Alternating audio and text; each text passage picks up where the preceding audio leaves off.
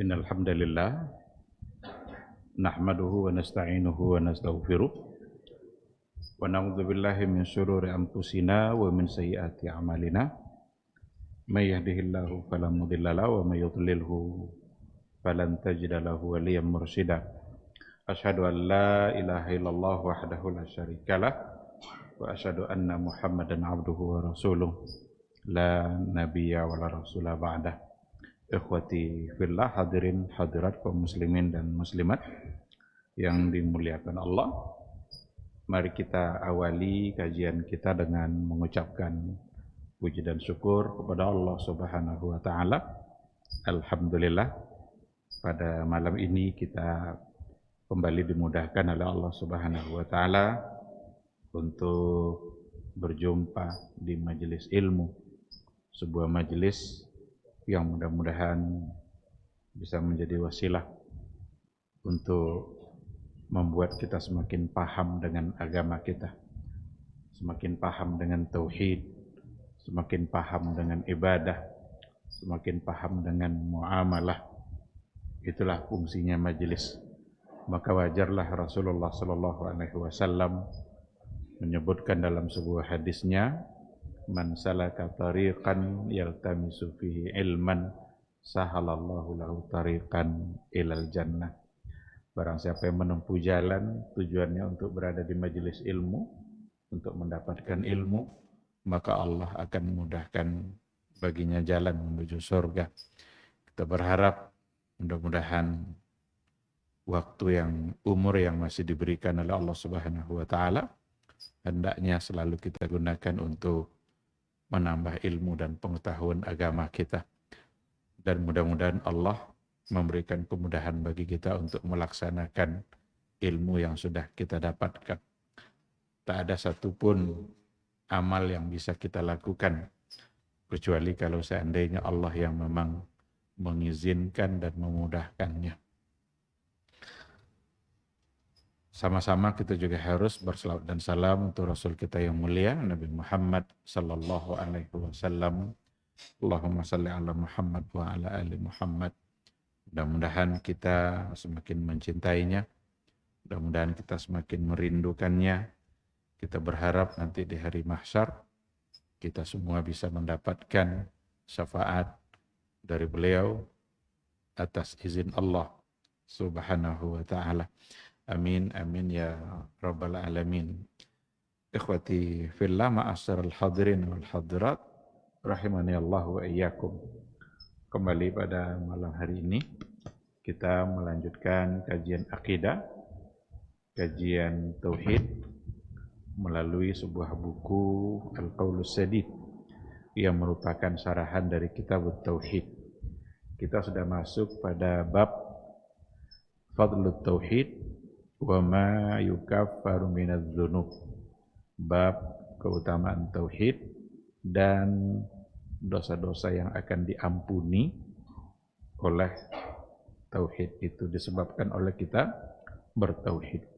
Pada pertemuan yang sebelumnya kita sudah sampaikan ayat dan hadis-hadis yang berkaitan dengan fadlut tauhid, yang berkaitan dengan keutamaan dari ibadah tauhid. Karena kalau seandainya kita benar-benar sudah bertauhid, benar-benar kita sudah jauh dari perbuatan syirik, maka kita akan mendapatkan fadilah, keutamaan-keutamaan yang luar biasa, yang para ulama menyimpulkannya dari hadis-hadis Nabi. Bahkan hadis yang terakhir kemarin yang kita baca, yang kita sampaikan adalah, seandainya anak Adam datang menemui Allah di hari akhirat kelak dengan sepenuh bumi dosa yang telah dia lakukan, tetapi tauhidnya terjaga, tidak ada satupun perbuatan syirik yang dia lakukan, maka Allah akan menemuinya dengan sepenuh bumi pula keampunan. Itu hadis yang terakhir yang kita baca. Kata Allah, "Lau ataitani biqurabil ardi khataya." Kalau engkau nanti menemuiku sepenuh bumi dosa yang telah dilakukan, "Tsumma laqitani la tusyriku bi syai'a." Kemudian kamu temui saya tanpa ada melakukan perbuatan syirik sedikit pun. La ataituka bi qurabiha maghfiratan, niscaya saya akan mendatangi engkau dengan sepenuh bumi pula keampunan. Maka Allah siap untuk mengampuni seluruh dosa kita asalkan kita tidak berbuat syirik. Ikhwati fillah. Sekarang kita akan coba lihat beberapa poin yang berkaitan dengan fadlut tauhid. Faidahnya kita bertauhid itu apa? Ada banyak poin yang disampaikan oleh pensarah buku ini, Syekh Abdurrahman As-Sa'di. Beliau mengatakan, wa min ajalli fawaidihi annahu yamna al-khuluda finnar. Sesungguhnya faidah yang paling mulia dengan bertauhid itu adalah bahwa sesungguhnya dengan kita bertauhid yamna al-khuluda finnar, menghalangi kita untuk kekal dalam neraka. Tidak akan ada orang yang kekal dalam neraka kalau seandainya dia bertauhid. Idza kana fil qalbi minhu adna mithali habbati khardal. Apabila di hatinya ada tauhid, meskipun sebesar habbati khardal, sebesar biji sawi. Wa annahu idza kamula fil qalbi, dan sesungguhnya kalau seandainya tauhid itu sempurna dalam hati seseorang, yamna'u dukhulan nari bil kulliyah, maka itu akan menghalanginya untuk masuk neraka secara keseluruhan. Berarti enggak mungkin dia untuk masuk ke dalam neraka, enggak akan dimasukkan oleh Allah ke dalam neraka orang-orang yang kalau seandainya di hatinya sempurna tauhid, sempurna imannya. Kalau seandainya ada tauhidnya, meskipun dia banyak berbuat dosa, itu tidak akan membuat dia kekal di dalam neraka, dikarenakan oleh tauhid yang dia miliki. Bahkan kalau seandainya Allah mengampuni dosa-dosanya, maka dia juga bisa masuk surga. Ada sebuah hadis yang datang dari Abu Sa'id Al-Khudri radhiyallahu taala anhu, anin Nabi sallallahu alaihi wasallam qala. Dari Abu Sa'id Al-Khudri, semoga Allah meridainya, dari Nabi sallallahu alaihi wasallam dia berkata, apa kata Rasul? Yadkhulu ahlul jannati al-jannah wa ahlun nari an-nar. Masuklah ahli surga itu ke dalam surga, dan masuk pula ahli neraka ke dalam neraka. Maka nanti di akhirat kelak tempat yang disediakan oleh Allah, imma al-jannah, imma an-nar. Surga atau neraka. Sekarang saatnya kita menentukan pilihan. Kita mau memilih tempat yang mana. Semua fasilitas sudah disediakan oleh Allah. Fasilitas untuk berbuat baik ada. Allah berikan kita kesehatan. Dan ternyata ketika kita berbuat dosa, fasilitas Allah juga yang kita pakai. Karena Allah juga yang memberikan kita sehat. Allah juga yang memberikan harta. Tapi betapa banyak orang yang diberikan harta oleh Allah, tapi hartanya habis untuk menambah jumlah dosa. Seharusnya harta yang diberikan oleh Allah mestinya habis untuk menambah jumlah pahala. Jadi saat kita durhaka kepada Allah, ternyata fasilitas kedurhakaan itu adalah nikmat yang diberikan oleh Allah Subhanahu wa ta'ala. Maka disediakanlah dua balasan itu. Ahli surga masuk ke dalam surga, ahli neraka masuk ke dalam neraka. Thumma yaqulullahu ta'ala, kemudian Allah berkata, apa kata Allah? Akhriju minan nari man kana fi qalbihi mithqalu habbatin min khardalin min iman. Allah berkata kepada para malaikatnya, akhriju minan nar, keluarkanlah dari neraka itu man kana fi qalbihi, barang siapa yang di dalam hatinya mithqalu habbatin min khardalin min iman, barang siapa yang di dalam hatinya ada sebesar biji sawi dari iman. Ada iman di hatinya. Percaya dia kepada Allah. Orang-orang yang kalau seandainya di hatinya ada iman, kata Allah, akhriju minan nar. Keluarkan mereka dari neraka. Di sini juga lah ada hadis-hadis yang berkaitan dengan syafaat Nabi. Nabi bisa memberikan syafaat dengan cara memohon kepada Allah Subhanahu wa taala. Apa permohonan Nabi? Wahai Rabbku, keluarkanlah di antara umatku yang mengucapkan kalimat la ilaha illallah. Keluarkanlah dari nerakamu di antara umatku yang di dalam hatinya ada iman. Dan ternyata Allah juga mengatakan akhriju minan nar. Fayakhrujuna minha. Lalu mereka keluar dari neraka. Qadis waddu. Mereka keluar dalam keadaan iswaddu. Iswaddu itu hitam. Jadi berwarna hitam. Fayulqauna fi nahril haya au al hayat. Maka mereka itu dimasukkan ke dalam sungai namanya Nahrul Haya atau Nahrul Hayat. Kalau Nahrul Hayat berarti sungai kehidupan.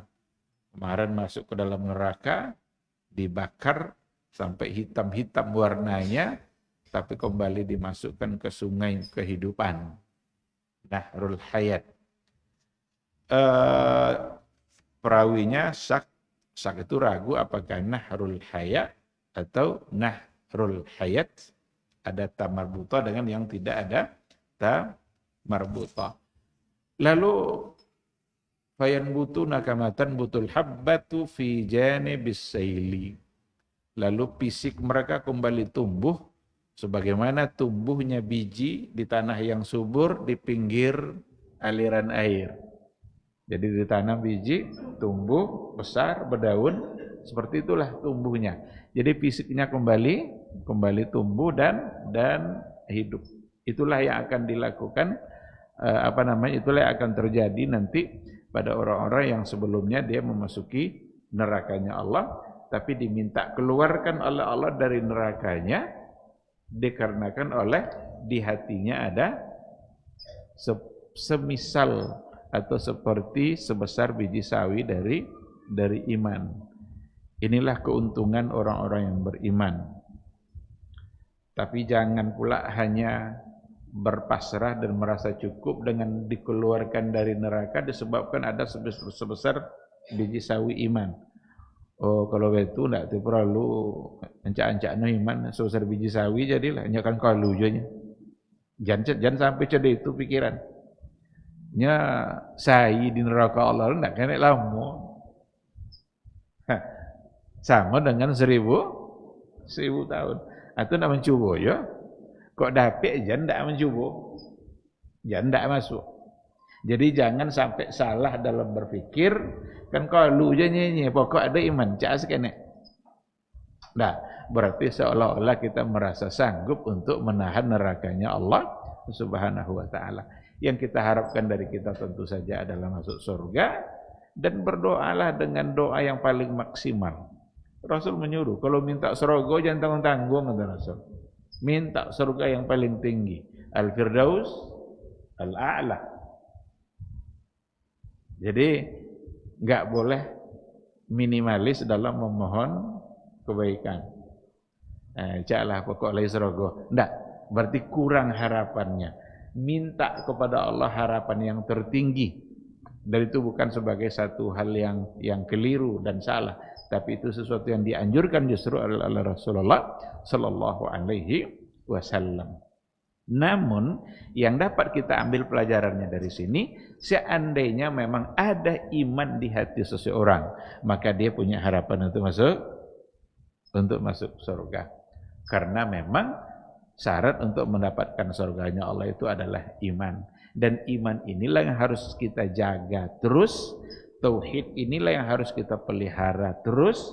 Jangan sampai dicampuri sedikit pun oleh unsur kesyirikan. Maka dulu pernah saya sampaikan sebuah riwayat. Ada sebuah riwayat yang mengatakan ada seorang yang pendosa, sangat banyak sekali dosanya.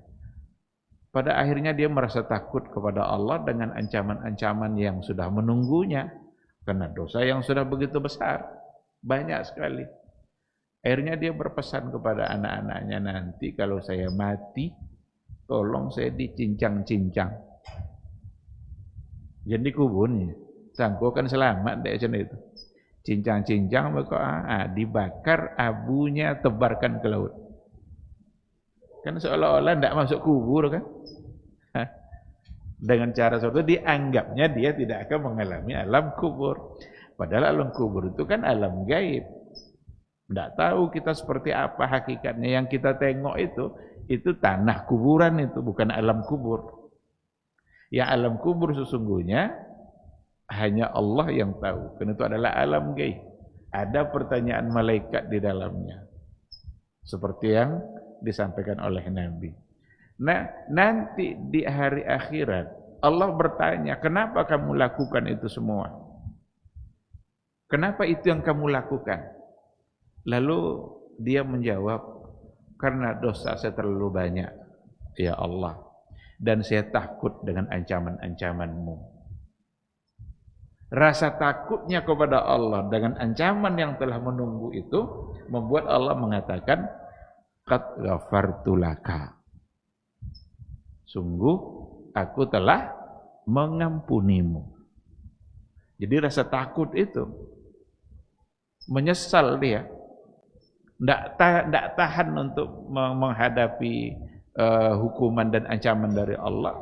Nah, disuruhnya anaknya melakukan itu seolah-olah itu cara biar tidak nanti dihisab. Ternyata tetap saja akan dihisab. Cuma intinya adalah rasa takutnya kepada Allah dengan jawabannya tadi, kenapa saya takut kepadamu ya Allah, dengan dosa yang begitu banyak yang saya lakukan, saya takut dengan ancaman-Mu. Dan satu kata kunci, dosa-dosa yang dia lakukan tidak dalam bentuk perbuatan syirik. Tidak dalam bentuk perbuatan syirik. Ini hadis-hadis seperti ini sekali lagi jangan disalahpahami. Ini sebagai motivasi bagi kita untuk tetap taat. Jangan sebaliknya. Sebagai motivasi, berarti tidak tiap orangnya itu bahaya itu. Justru membuat kita semakin terjerumus kepada perbuatan dosa. Nah, maka kembali kepada hadis yang tadi, Allah sendiri yang mengatakan akhriju minan nar, keluarkanlah dari neraka siapa yang di hatinya ada iman meskipun sebesar biji sawi. Ikhwati fillah, yang berikutnya dikatakan bahwa ada banyak poin, saya ambil yang paling penting ya. Wa minha annahu yahsulu li sahibihi al-hadyul kamil wal amnut tam fid dunya wal akhirah. Tauhid itu akan membuat seseorang mendapatkan al-hadyul kamil, petunjuk yang sempurna, wal amnut tam, dan kenyamanan yang sempurna juga fid dunya wal akhirah, baik di dunia maupun di akhirat. Jadi tauhid inilah yang akan membuat jiwa kita tenang. Berarti kebalikannya, syirik membuat jiwa kita tidak tenang. Dan memang faktanya seperti itu. Pelaku-pelaku syirik selalu dihantui kehidupannya oleh rasa takut. Selalu dihantui oleh kekhawatiran-kekhawatiran. Lewat je burung gagak dia tiato umahnya inyon takut. Lewat burung gagak inyon mati dia takut dalam rumah. Kau siapa lo kan mati awak agaknya. Seolah-olah kematian tergantung kepada lewatnya burung gagak. Berarti kan ada kekhawatiran-kekhawatiran. Maka tauhid akan membuat kita menjadi nyaman, menjadi tenang, dunia dan akhirat. Kalau dunia, kita semua harus meyakini bahwa apapun yang terjadi dalam kehidupan kita, semuanya adalah atas kehendak Allah. Tidak akan ada satupun peristiwa terjadi dalam kehidupan kita. Kematian kah, sakit kah, musibah apakah, tidak akan terjadi. Kecuali kalau seandainya Allah yang menginginkan, menghendaki. Sekarang kalau itu yang sudah kita yakini, nyaman kita. Kalau terjadi juga, berarti kita kembalikan kepada Allah. Kok sakit awak umpama? Jangan capek curiga. Kok sakit orang jadi curiga. Aku puji itu gak angin penyakit ke awak lagi. Tak dikembalikan kepada Allah. Jadi selalu ada imma curiga, khawatir, rasa takut. Itu yang akan didapat oleh orang-orang yang berbuat syirik. Oleh pelaku-pelaku kesyirikan itu. Tapi kalau dia bertauhid, semuanya diserahkan kepada Allah. Sakit umpama. Kalau seandainya kita mendapatkan musibah, tinggal ucapkan innalillahi wa inna ilaihi raji'un. Innalillah itu bukan hanya untuk kematian saja. Untuk mendapatkan musibah apa saja itu bisa diucapkan innalillahi wa inna ilaihi raji'un. Umar bin Abdul Aziz sesaat setelah diangkat menjadi khalifah, pidato pertamanya diawali dengan ungkapan inna lillahi wa inna ilaihi raji'un. Karena dianggapnya menjadi khalifah itu, menjabat sebagai khalifah itu sebuah musibah yang kalau tidak berhati-hati maka akan merusak dunianya. Itulah ciri-ciri khalifah pada masa dahulu yang beriman kepada Allah. Dia menganggap amanah khalifah bukan sebagai kenikmatan, tetapi sebagai musibah. Dan diawalinya pidato pertamanya dengan ungkapan inna lillahi wa inna ilaihi raji'un. Beda dengan sekarang, jabatan kan dikejar-kejar, bahkan dikampanyekan. Pilihlah saya, pilihlah saya. Mau jadi ini Kampar, pilih saya. Mau jadi ini Riau, pilih saya. Itu kan berarti kan disampaikan janji-janji. Kita tinggal berdoa saja, mudah-mudahan semua yang berjanji itu kalau sudah jadi nanti Allah tundukkan hatinya untuk menepati janji. Jadi aman, nyaman, tenang dunia akhirat. Kalau akhirat jelas dalam ayat dikatakan oleh Allah Subhanahu wa taala, allazina amanu wa lam yalbisu imanahum bizulmin ulaika lahumul amnu wa hum muhtadun. Orang-orang beriman dan dia tidak mencampuri keimanannya sedikit pun dengan zulmin. Zulmin itu syirik. Tidak dicampuri dengan kesyirikan. Ulaika lahumul amnu. Mereka itulah yang akan aman nanti di mahsyar, tenang dia saat dihisab. Ketika Allah menghisab, maka ada namanya hadisul bitaqah. Ada hadisul bitaqah. Hadisul bitaqah itu maksudnya ada kartu yang tertulis di situ la ilaha illallah. Iman kita ini itu ditimbang nanti dan disandingkan di neraca sebelahnya semua selain daripada tauhid. Dan ternyata la ilaha illallah itu bisa mengalahkan timbangan yang lain itu. Maka ketika benar-benar kita sudah bertauhid dengan kalimat la ilaha illallah dan tidak dicampuri dengan kesyirikan, inilah sebabnya penting kita terus kita menyampaikan persoalan tauhid, mana syirik, agar kita mendapatkan ketenangan itu nanti di hari akhir. Ini ketika kita bicara kesyirikan, bukan tujuannya mensirik-sirikkan orang, tapi kita mengajak semua orang agar terhindar dari perbuatan syirik. Siapa tahu masih banyak yang belum mengerti, dan pada faktanya memang banyak yang belum mengerti tentang perkara-perkara syirik. Datang ke kuburan bukan untuk sekadar berziarah, tapi untuk melakukan sesuatu yang di dalamnya ada unsur kesyirikan. Maka ketika kita berikan penjelasan, jangan sujud-sujud ke kuburan, jangan meminta-minta ke orang dalam kuburan, itu perbuatan syirik, bukan kita sedang menghukumkan dia musyrik lalu ahli neraka. Karena itu yang berkembang sekarang. Sonangnya mensirik-sirikan orang, nyen rokok orang saudara ini. Bukan. Ini bentuk cinta kita kepada sesama umat Islam. Sesama umat Islam itu harus saling menasehati. Ketahuilah bahwa yang seperti itu adalah syirik. Karena meminta itu hanya kepada Allah. Bukankah iyyaka na'budu wa iyyaka nasta'in? Berapa kali sehari semalam kita ulang-ulang? Hanya Engkau tempat kami beribadah, ya Allah. Hanya Engkau tempat kami berdoa, ya Allah. Hanya kepadamu kami berdoa. Tapi kekuburan juga berada. Jala-jala iyyaka na'budu wa iyyaka nasta'in. Ini yang banyak belum disadari oleh banyak orang. Dan dianggap itu satu hal yang biasa-biasa saja. Karena pelakunya juga orang-orang yang bersorban. Itu masalah. Orang-orang yang dianggap mereka sebagai panduan dalam kehidupan. Banyak hal-hal yang harus perlu diingatkan. Ke kubur bukan lagi sekedar ziarah. Kalau ziarahnya silakan, itu sunnah Nabi. Nabi pun menyuruh. Ziarahlah kalian. Banyak-banyaklah ziarah. Untuk mengingatkan kepada akhirat dan mengingatkan kepada kematian.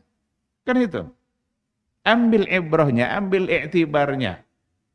Ziarah ke kubur orang kaya umpamanya. Ke kubur, tengok rumah kena encak. Pada akhirnya dia akan berada di satu tempat, tidak lebih dari semeter kali. Itu semeter kali dulu di hatinya, di bawah, tidak. Bawah, tidak sampai setengah meter. Di atasnya iya, 1x2. Tapi di bawah, itu ibrah namanya, itu iktibar. Jadi jangan salah guna. Kalau ziarah ke kubur seorang yang alim, ingat, oh ini orang yang berilmu, betapa bermanfaatnya dia bagi masyarakat. Ingin pula rasanya saya menjadi orang berilmu, supaya bermanfaat pula bagi masyarakat. Ambil ibrah.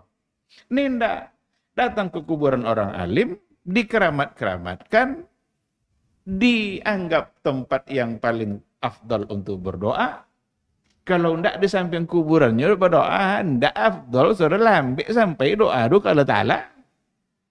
Inilah pikiran yang salah itu. Dan kita harus mengingatkan. Terus akan kita ingatkan. Dan ketika itu, bukan kita sedang mensirik-sirikkan orang. Bukan sedang menghukumi orang musyrik lalu masuk neraka. Tidak. Kita ingin semua kita selamat nanti di hari akhir. Supaya di akhirat kita menjadi tenang. Karena kesyirikanlah yang akan menghilangkan ketenangan itu dari kita di hari mahsyar kelak. Nah, jadi fadilahnya pada poin yang kedua. Orang yang benar-benar bertauhid kepada Allah, maka dia akan mendapatkan petunjuk yang sempurna dan ketenangan yang sempurna juga, baik di dunia maupun di akhirat kelak. Yang berikutnya, wa minha, di antara faidah tauhid itu adalah annahu as-sababul wahidu linaili ridallah wa thawabih.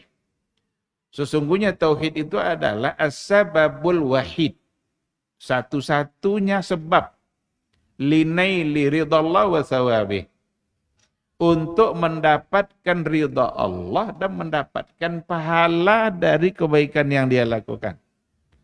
Maka satu-satunya sebab yang membuat kita mendapatkan ridha Allah dan mendapatkan ganjaran dari kebaikan yang kita lakukan, itu adalah tauhid. Adalah iman yang tidak dicampuri oleh kesyirikan. Apa artinya ini semua? Artinya adalah perbuatan syirik akan membuat kita tidak mendapatkan ridha Allah, berarti murka. Lawan ridha apa? Murka. Allah memurkai orang yang berbuat syirik. Dan membuat amalan-amalannya terhapus. Jadi jangan kamu mendapatkan pahala, amalannya pun bisa terhapus. Dan itu berdasarkan kepada ayat. Kata Allah, "Fala in asyrakta la yahbatanna 'amaluk." Jika engkau berbuat syirik, ini kepada Nabi Muhammad nih. Muhammad, jika engkau berbuat syirik, la yahbatanna 'amaluk, niscaya batallah amalmu. Tidak ada amal, lu artilah. Apa kebaikan yang telah kita lakukan? Kalau seandainya sudah syirik, berarti terhapus. Dalam ayat yang lain, wa may yusyrik billah faqad harramallahu alaihil jannah. Barang siapa yang berbuat syirik kepada Allah, Allah haramkan baginya surga. Jadi kalau Allah yang sudah mengharamkan surga, berarti kekal dalam neraka itu. Maka dosa syirik adalah dosa yang tidak diampuni oleh Allah kecuali dengan menyatakan taubatnya dan memohon ampun kepada Allah, memohon maaf supaya Allah mengampuni dosa-dosa syiriknya. Kalau itu tidak dia lakukan lalu mati, berarti dosa syirik dibawa sampai ke akhirat kelak, dan di akhirat tidak akan mendapatkan keampunan. Yang tadi itu, hadis yang kita baca tadi itu, seandainya engkau menemui saya di akhirat kelak dengan sepenuh bumi dosa, tapi tidak ada syirik dalam dosa itu, maka kemaksiatan itu ada maksiat, ada kemaksiatan lain yang di situ ada syirik. Berarti ada syirik, ada kemaksiatan. Sekarang ada seorang hamba yang menemui Allah di hari mahsyar kelak, sepenuh bumi dosa, tapi tidak ada satupun syirik yang dia lakukan. Allah akan menemuinya dengan sepenuh bumi pula keampunan. Artinya siap Allah untuk mengampuninya walaupun dosanya sudah sepenuh bumi. Tapi kalau syirik, enggak. Kalau dosa syirik, justru kebaikan yang telah dia lakukan itu akan menjadi terhapus dengan syirik yang dia lakukan. Lain asyrakta la yahbatanna amaluk. Maka as-sababul wahid, satu-satunya sebab kalau ingin mendapatkan ridha Allah dan pahala dari kebaikan kita, maka memang adalah tauhid. La ilaha illallah, murnikan tauhid kita, pahami baik-baik uluhiyah. Ini uluhiyah, tauhidul ibadah. Bagaimana kita mentauhidkan Allah dalam semua ibadah kita, dalam doa kita, dalam sembelihan kita, dalam nazar kita, dalam solat kita, dalam puasa kita, apa saja ibadah, semua ibadah mesti tauhid ada di situ. Karena dengan tauhid itulah kita diridai oleh Allah, dan dengan tauhid itulah kita mendapatkan pahalanya, sawab.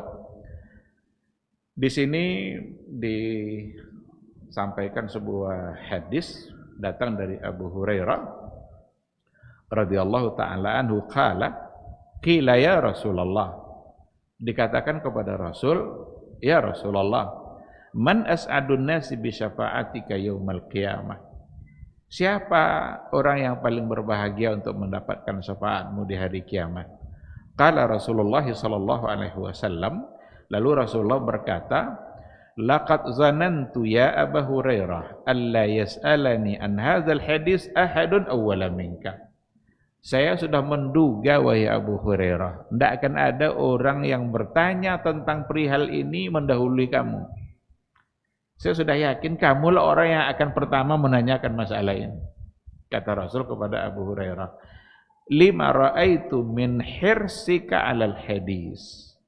Karena saya memandang hirsika. Hirs itu semangat kamu, ambisi kamu untuk mendapatkan hadis. Jadi Abu Hurairah itu orang sangat berambisi untuk mendapatkan hadis-hadis Nabi. Maka wajarlah dia hidup bersama Nabi hanya 3 tahun, karena dia masuk Islam setelah perang Khaybar pada tahun ke-7 daripada hijrah, 3 tahun menjelang kenabian, menjelang wafatnya Nabi. Tetapi Abu Hurairah adalah sahabat yang paling banyak meriwayatkan hadis, 5.300 lebih. Padahal keislamannya terlambat. Ini pula lah sisi yang menjadi titik keraguan oleh orang-orang liberal, oleh orang-orang yang mencoba untuk meragu-ragukan agama. Masa Abu Hurairah sebanyak itu meriwayatkan hadis? Abu Bakar yang dari awal aja Islam sama Nabi, tidak ada sebanyak itu. Umar juga tidak sebanyak itu. Tapi kok Abu Hurairah sebanyak itu? Ini dijadikan pula sebagai sesuatu yang perlu untuk dicurigai. Tapi semua itu sudah dijawab oleh para ulama. Karena tujuan mereka ketika meragukan riwayat Abu Hurairah, berapa banyak nanti hadis yang akan diragukan dalam Sahih Bukhari, dalam Sahih Muslim, karena sumbernya adalah Abu Hurairah. Maka yang mereka inginkan sebenarnya bukan meragukan Abu Hurairah, tapi ingin memunculkan keraguan dengan Islam itu sendiri. Maka itu datang dari musuh Islam. Maka Rasul mengatakan, saya sudah menduga sebelumnya tidak akan ada yang bertanya perihal hadis ini mendahului kamu. Karena saya tengok semangat kamu dalam mendapatkan hadis. Setelah itu baru dijawab sama Nabi, as'adun nasi bi syafaati yaumal qiyamah, orang yang paling berbahagia untuk mendapatkan syafaatku nanti di hari kiamat, man qala, siapa yang berkata la ilaha illallah khalisan min qalbih au nafsih. Khalisan, murni, ikhlas, tidak ada campurnya sama sekali dari hatinya. Jadi lisan berucap, hati meyakini. Karena la ilaha illallah itu lisan yang berucap. Tapi Nabi mengatakan khalisan min qalbi. Khalis, murni dari hatinya, tanpa ada sedikit pun unsur campurannya dengan kesyirikan dalam bentuk apapun. Nah, itulah orang yang akan paling berbahagia dalam mendapatkan syafaat dari Rasulullah sallallahu alaihi wasallam.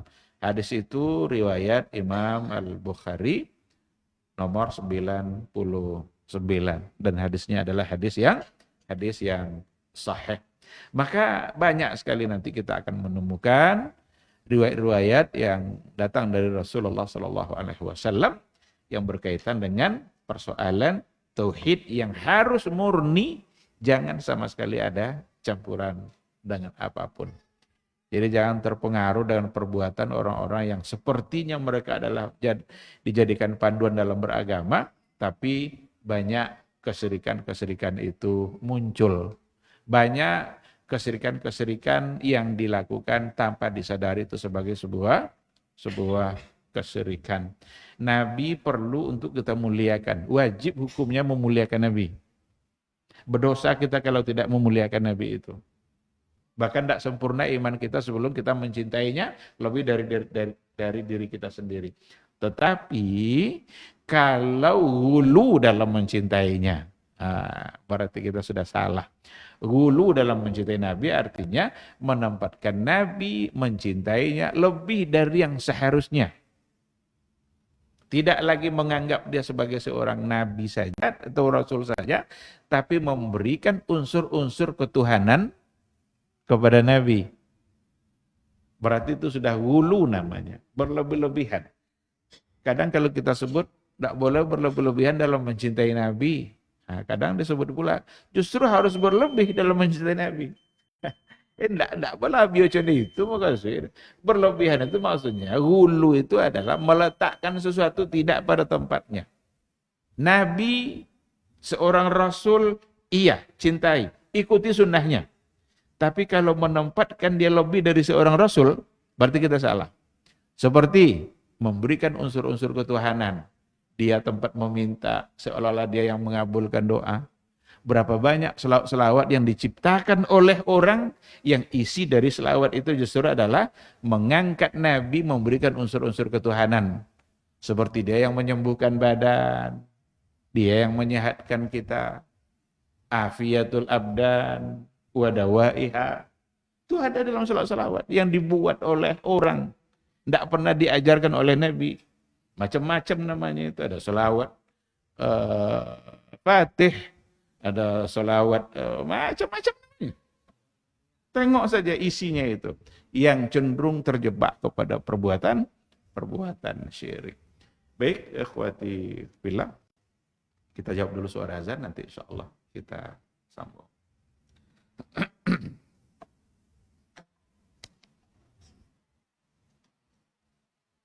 Allahu Akbar, Allahu Akbar.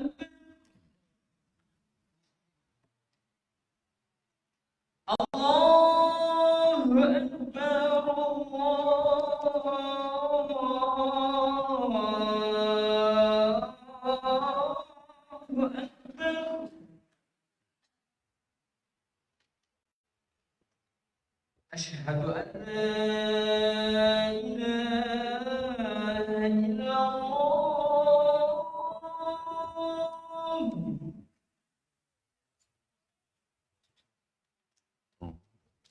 أشهد أن لا إله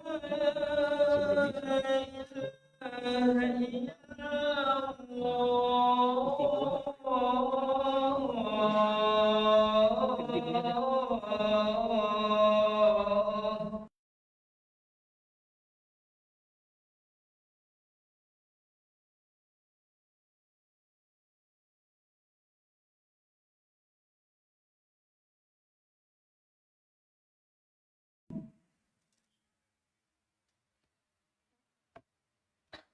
أشهد أن محمدا رسول الله.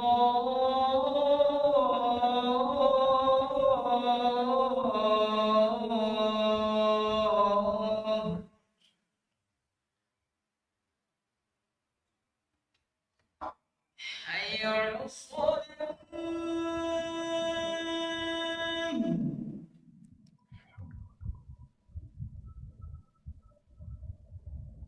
حي على الصلاة.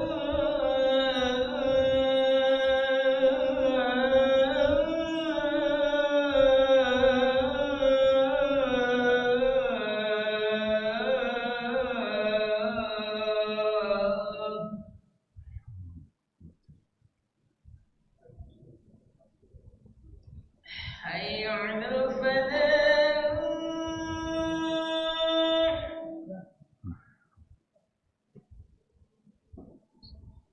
حي على الفلاح.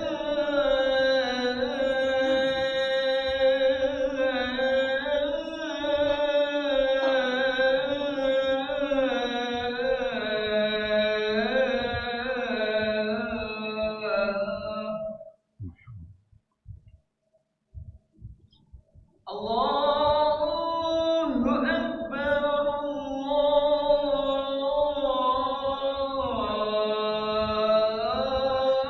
الله أكبر. لا إله إلا الله.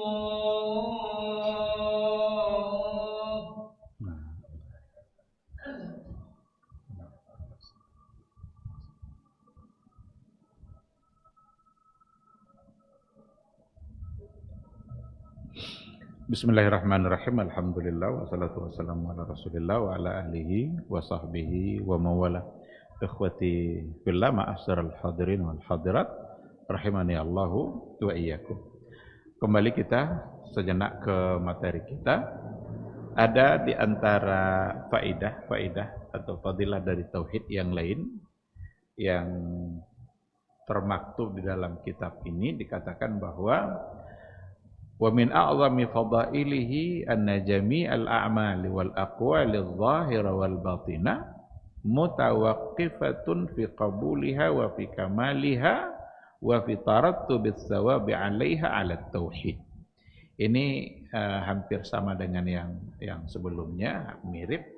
Dikatakan bahwa sesungguhnya di antara fadilah yang terbesar dari tauhid adalah bahwa sesungguhnya semua amalan, al-a'mal wal aqwal zahirah, semua amal-amal dan perkataan-perkataan kita, baik yang zahir maupun yang batin, mutawaqqifatun fi qabuliha, terhenti diterima atau tidaknya, wa fi kamaliha, dan sempurnanya, wa fi tarattubis tsawabi 'alaiha, dan mendapatkan pahala atau tidak, itu mutawaqqifatun 'ala tauhid, terhenti nanti pada tauhid. Jadi amalan kita, al-a'mal, kalau ketemu a'mal dan aqwal, berarti amal itu kerja fisik, kalau aqwal itu lisan.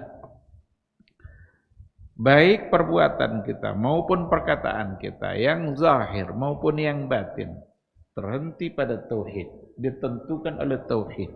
Apakah diterima, apakah sempurna, apakah mendapatkan pahala atau tidak, maka semua itu nanti tergantung kepada tauhid, kepada kalimat la ilaha illallah yang kita yakini, yang ada di dalam hati kita.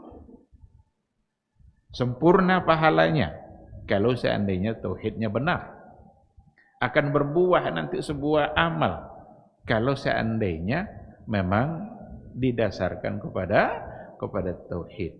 Fakullama qawiyat tauhid wal ikhlas lillah kamulat hadzal umur wa tammat.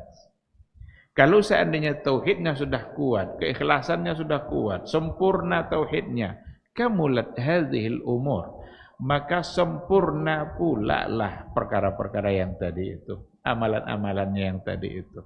Sempurna pula. Jadi semuanya ditentukan oleh tauhid. Tapi kalau tidak, bisa-bisa amalan yang sebegitu banyak numpuk tinggi tapi akan bisa hilang, akan bisa bagaikan debu yang diterbangkan oleh angin. Maka dalam Al-Qur'an juga dikatakan wa qadimna ila ma amilu min amalin faja'alnahu haba'an mansura. Kami datang kepada apa? Kami temui ya dengan apa-apa yang amalan yang telah mereka lakukan. Amilu min amalin. Banyak amalan yang telah mereka lakukan. Faja'alnahu, maka kami jadikan semua itu haba'an mansura. Terbang bagikan debu yang ditiup oleh angin. Itu berdasarkan kepada ayat Al-Quran.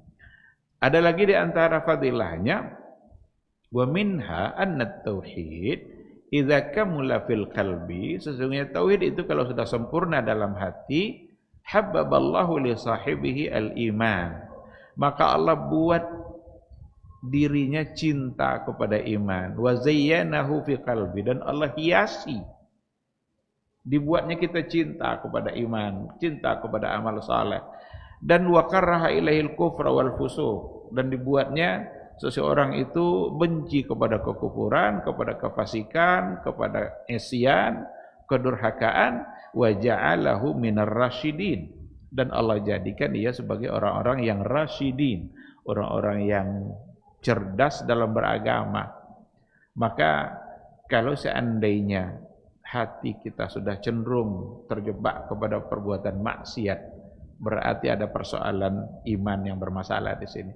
Ada tauhid kita yang harus kita luruskan.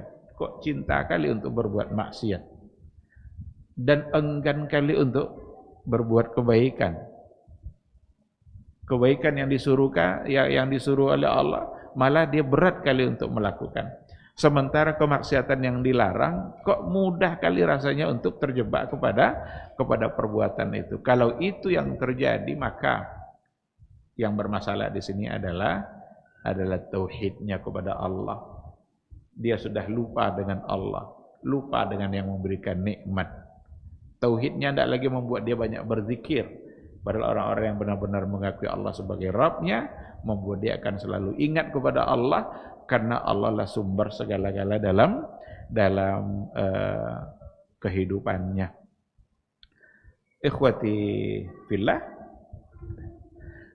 ma'asal hadirin wal hadirat rahimanillahu wa iyyakum.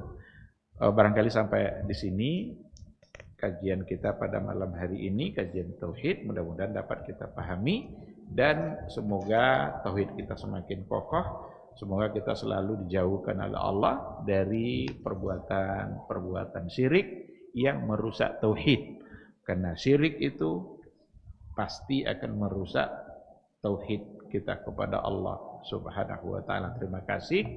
Demikian, semoga bermanfaat. Subhanakallah wa bihamdika asyhadu an la ilaha illa anta astaghfiruka wa atubu ilaik.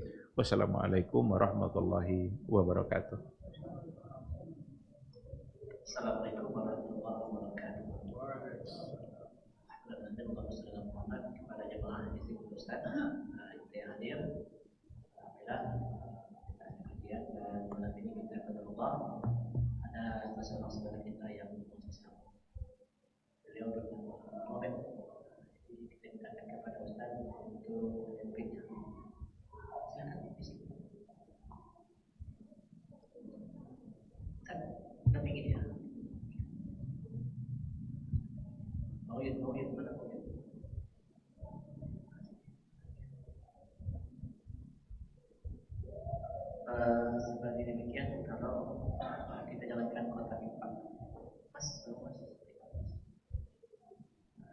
sedikit. Ya, impak untuk penanda kita yang mualaf insyaallah sebentar lagi. Terima kasih banyak-banyak.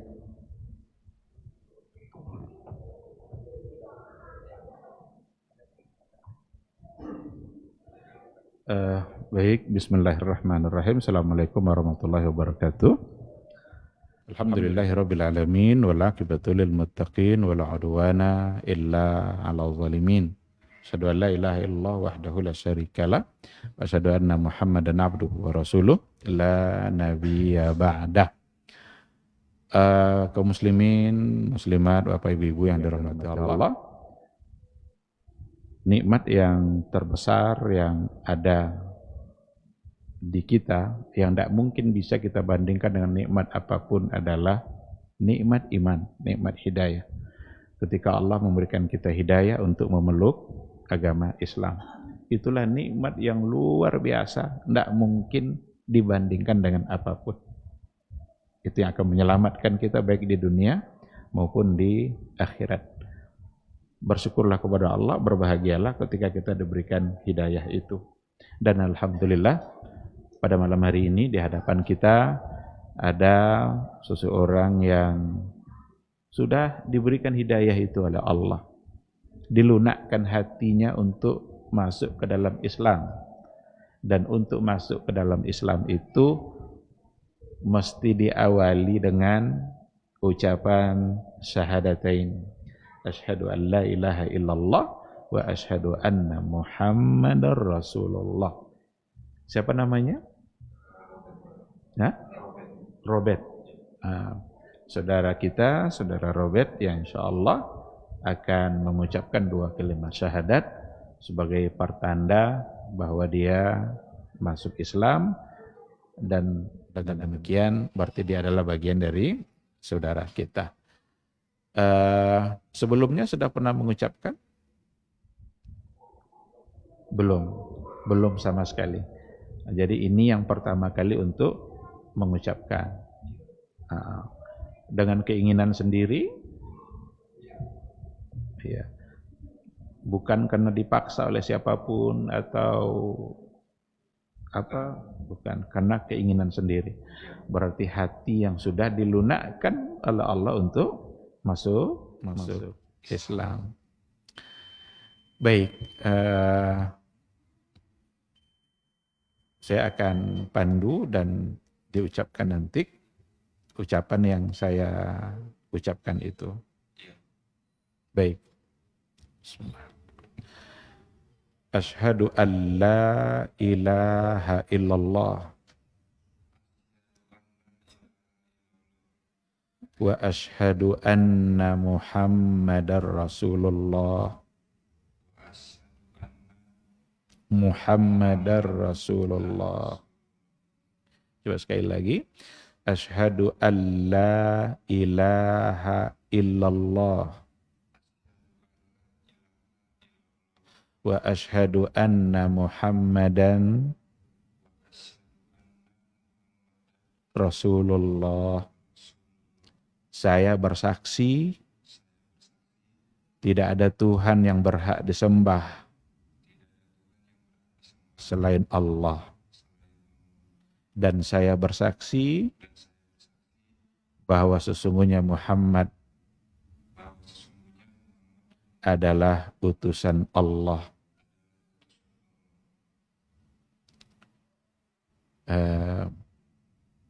Baik, sekira dari apa yang diucapkan sudah sudah benar, dan mudah-mudahan apa yang diucapkan itu tidak hanya berhenti pada di lidah saja, tetapi benar-benar berdasarkan kepada keyakinan. Saya sedikit ingin menyampaikan bahwa ucapan syahadat itu adalah gerbang untuk memasuki Islam. Seseorang yang mengucapkan itu berarti dia sudah disebut sebagai Muslim. Maka saudara Robert sekarang menjadi seorang Muslim dan bagian dari saudara kita. Kata Rasul, orang Muslim itu bersaudara. dan mereka bagaikan sebuah bangunan yang saling mengokohkan, yang saling menguatkan. Dan ketika seseorang sudah mengucapkan itu, maka akan ada nanti kewajiban-kewajiban yang menjadi sesuatu yang pertama kali harus dipahami, kemudian untuk diamalkan. Disitulah nanti Allah ingin menguji apakah lidah yang mengucapkan syahadat tadi itu jujur enggak untuk menerima semua ketentuan agama. Maka menjadi kewajiban kita bersama, karena dia sudah menjadi saudara kita, untuk membimbing dia menjadi seorang muslim yang baik. Tadi kesini sama Ustaz ya? Sama Ustaz Fajar. Iya.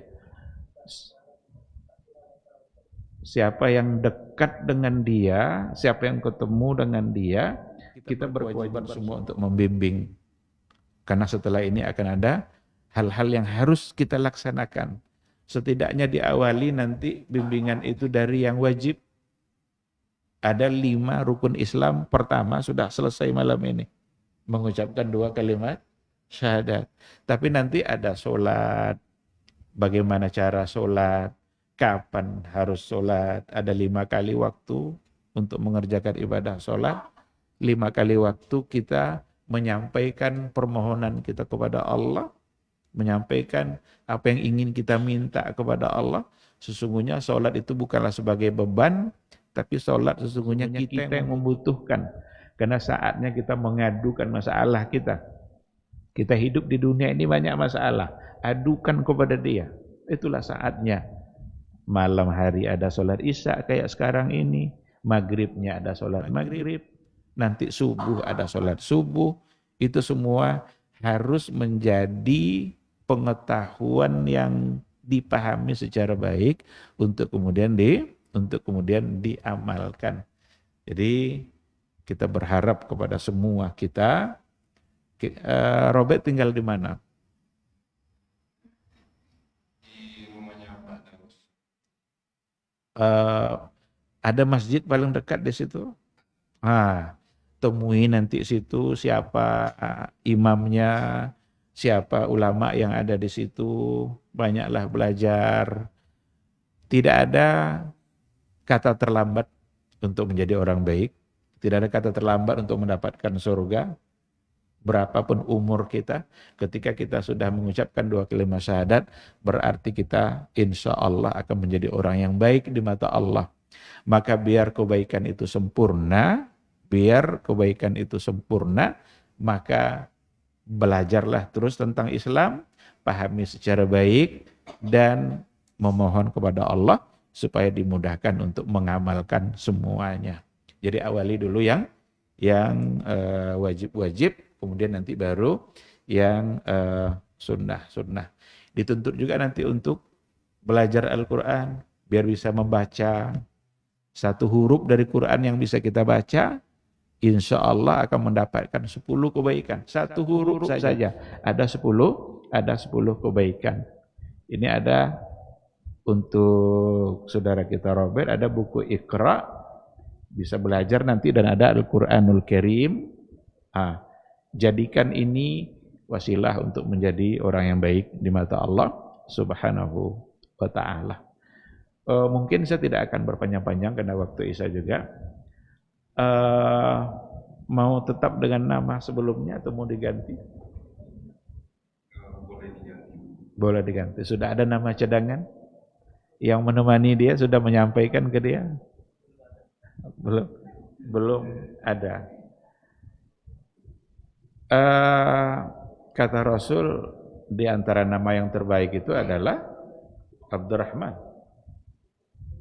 Di antara nama yang terbaik adalah Abdurrahman, Abdullah dan Abdurrahman. Kalau seandainya berkenan, ambil nama yang terbaik menurut Nabi. Dan itu adalah Abdurrahman. Kalau Nabi bilang yang terbaik, lalu kita ambil dengan alasan Nabi bilang yang terbaik, mudah-mudahan benar-benar itu membuat kita menjadi orang yang baik. Abdurrahman itu artinya adalah hamba Allah yang penyayang. Hamba Allah. Hamba dia yang penyayang. Berarti Ar-Rahman adalah nama Allah dan kita adalah hambanya. Maka Abdurrahman artinya adalah hamba Allah yang penyayang. Setuju? Baik. Barangkali akan ada urusan administrasi, mungkin Ustaz Jan Aprizal yang akan menyelesaikan. Karena yang sekarang tidak ada urusan sama sekali dengan administrasi. Wajarlah di kita karena ada nanti ada urusan-urusan lain setelah itu yang berkaitan dengan kehidupan dunia kita. Maka ikuti saja nanti persoalan administrasi. Kalau ada yang memerlukan saksi-saksi dan lain sebagainya, semua kita sesungguhnya adalah menjadi saksi. Kita doakan mudah-mudahan saudara kita Robert, saudara kita Abdurrahman menjadi hamba Allah yang baik, hamba Allah yang disayangi oleh Allah sesuai dengan namanya. Dan mudah-mudahan dimudahkan untuk mempelajari Islam secara mendalam, sekaligus dimudahkan juga untuk melaksanakan apa yang sudah dipelajari nanti. Saya kira ini Al-Quran dan buku Iqra untuk belajar Al-Quran itu sendiri. Silakan diatur.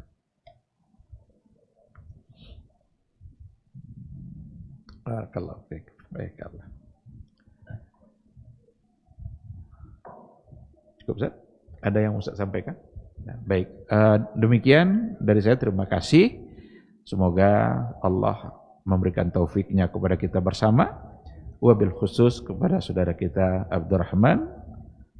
Dan dengan demikian kita tutup dengan doa kafaratul majlis. Subhanakallahumma bihamdika asyhadu an la ilaha illa anta astaghfiruka wa atubu ilaik. Wassalamualaikum warahmatullahi wabarakatuh. Baba TV Sunnah, belajar agama baru alim.